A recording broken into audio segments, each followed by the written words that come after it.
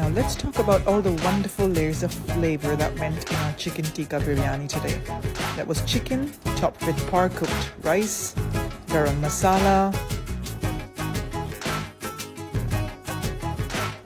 melted butter, saffron-infused milk,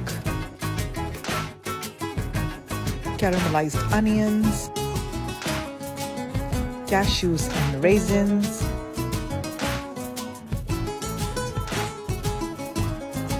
mint and coriander. Finally, some holes for steam to rise.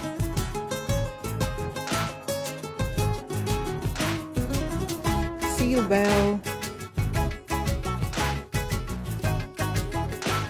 and bake for 45 minutes at 180 degrees Celsius.